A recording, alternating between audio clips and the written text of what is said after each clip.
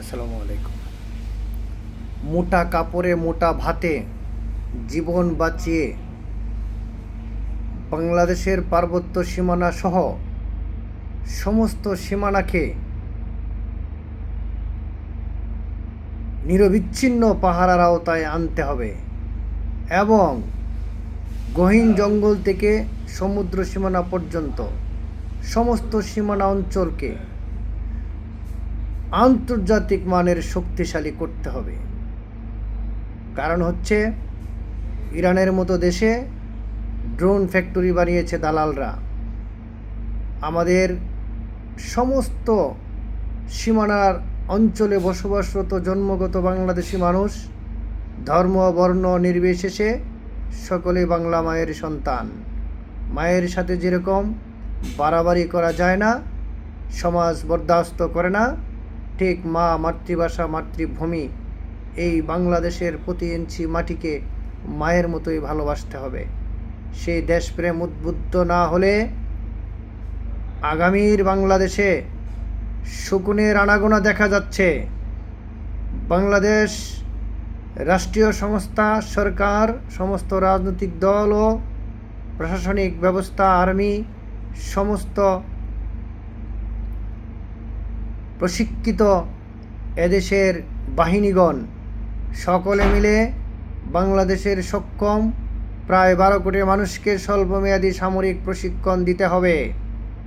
তাছাড়া বাংলার আকাশে, আগামীর বাংলার আকাশে যে শকুনের উড়া দেখা যাচ্ছে, শকুনের আনাগোনা দেখা যাচ্ছে, তা বাংলার জন্য এক ভয়ঙ্কর রূপ ধারণ করতে পারে। 2 দিন পর পার্বত্য চট্টগ্রামে কোন সাহসে বাংলার সেনাবাহিনীদের গুলি করা হয়? এত দুঃসাহস কোথা থেকে পায়? এখনও যদি আমরা জেগে না উঠি তাহলে এই বাংলার দালালরা এর সুযোগ নেবে।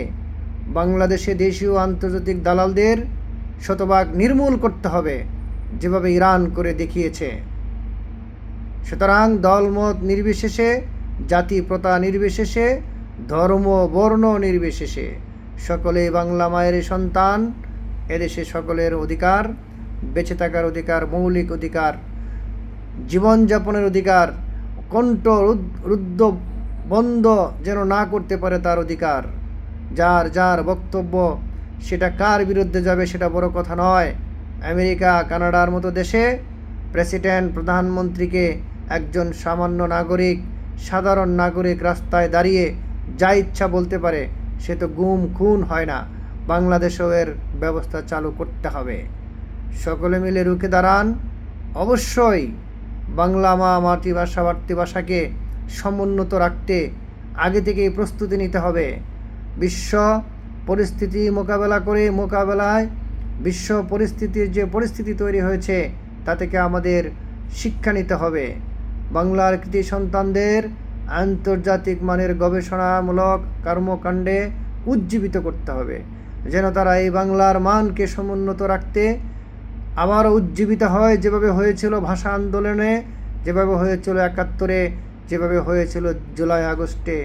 জীবনকে পারোয়া করেনি, অনেকেই করেনি। বন্দুকের নালি থেকে আমরা ফেরত এসেছিলাম, আল্লাহ পাক ফেরত নিয়ে এসেছিল। প্রয়োজন হলে আবার মা, মাতৃভাষার জন্য আমাদের ভাবতে হবে, করতে হবে। যেভাবে রাসূল সাল্লাল্লাহু আলাইহি সাল্লাম মক্কা থেকে মদিনায় যাওয়ার সময় বারবার ফিরে তাকাচ্ছিলেন, চোখ মুছতেছিলেন। ধন্যবাদ।